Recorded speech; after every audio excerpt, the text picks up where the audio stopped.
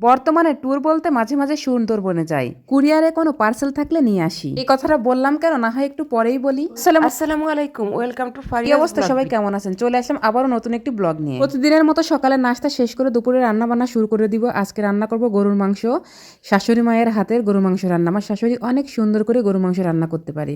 আমি সব মশলা টশলা দিয়ে দিয়েছি, বললাম আম্মা আপনি মেখে দেন।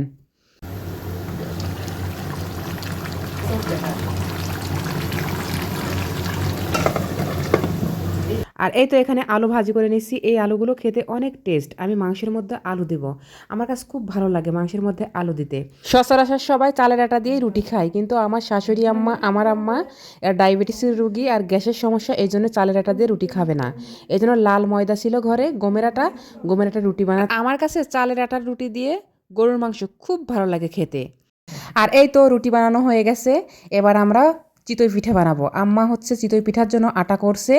মাটির পাতিলটা আমি কিনেছিলাম মিরপুর থেকে। মিরপুরে গেলে মাথা খারাপ হয়ে যায়, মনে হচ্ছে কী নিব, কী রেখে কী নিব, এত সুন্দর সুন্দর পাতিল, এগুলো আমার ভাবি আমাকে কিনে দিয়েছে।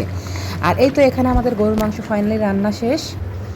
আর চিতই পিঠের গোলাও আম্মা করে ফেলেছে। এবার আম্মা বলছে তুমি এগুলো পিঠা বানিয়ে ফেলো একে একে। এই জন্য বললাম যে ঠিক আছে, আপনি অনেক কিছু তো করলেন, আমি করি। আমার শাশুড়ি আম্মা আসার পরে অনেকগুলো পিঠে খেয়েছি, যেমন সিমাই পিঠে, রুটি, চিতই পিঠে, তারপরে কুলি পিঠে, অনেক অনেক রকম পিঠে খেয়েছি।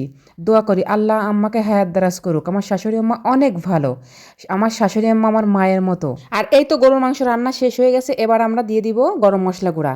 দেখুন কি সুন্দর কালার আসছে। আর আলুগুলা দিয়ে দিয়েছি। আলুগুলো আমি মাংস রেখে আলুগুলাই বেশি খাই। আর দেখুন কি সুন্দর পিঠা হয়েছে, মাশাল্লাহ আমি অনেক সুন্দর পিঠা বানাইছি। আর এখানে আলু ভাজি করে নিচ্ছি। আমার তো আলু ভাজি বেশ পছন্দ, রুটি দিয়ে মুচমুচে করে আলু ভাজি করব, খুব ভালো লাগে আমার। এই সময় তো আলু সস্তা, এই জন্য আলু আমরা বেশি খাই। আর এখানে দই নিয়ে আসছি।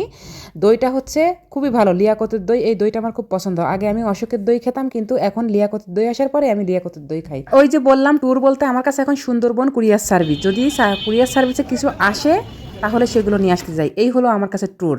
তাছাড়া বাইরে বের হওয়ার তো সময়ই পাই না।